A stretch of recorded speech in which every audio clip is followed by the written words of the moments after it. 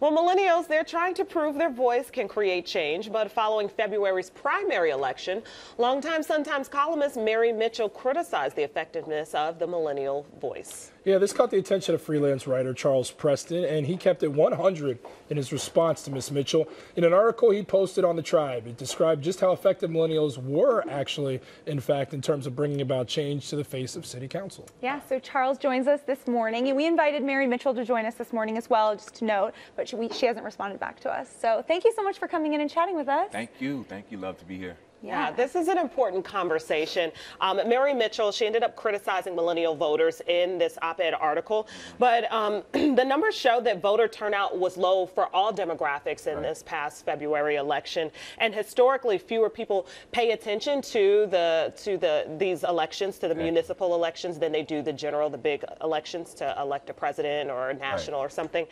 So where do you think this criticism is stemming from? Because she was specifically targeting this group. I think when young people are often vocal and out in the streets protesting and demanding what's right, they're going to receive pushback.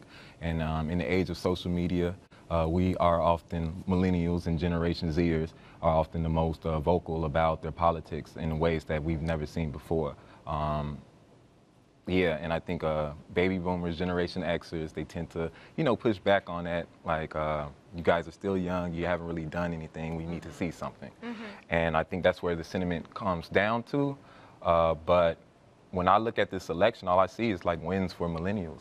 I see the impact of protests. A lot of the platforms these candidates have taken, such as wanting an elective school board, conversations around policing, a lot of socialists even coming into like aldermanic races, are nothing but the impact of young Chicago people. Do you feel like Mary's column had truth in it?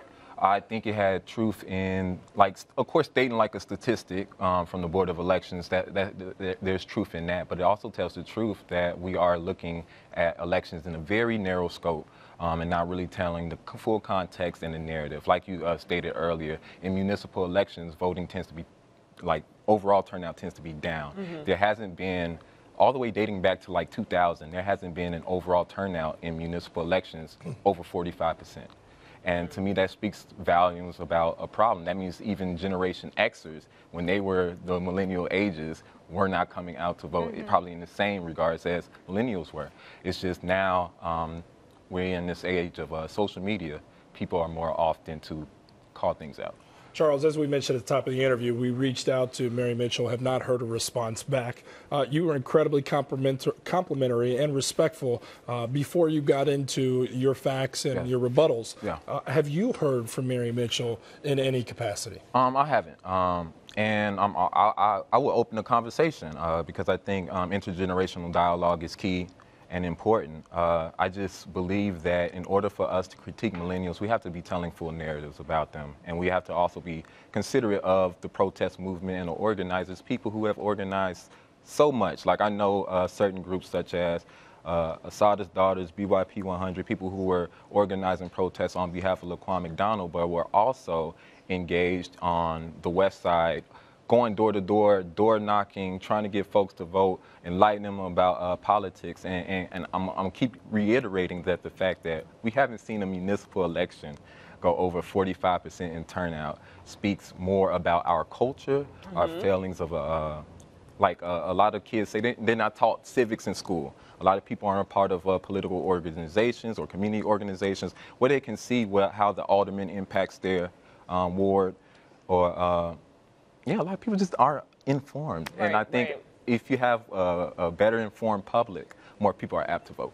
There we go. Yeah, Charles, I got to say there's definitely a lot of meat still left on the bone, a lot more we'd love to lean into.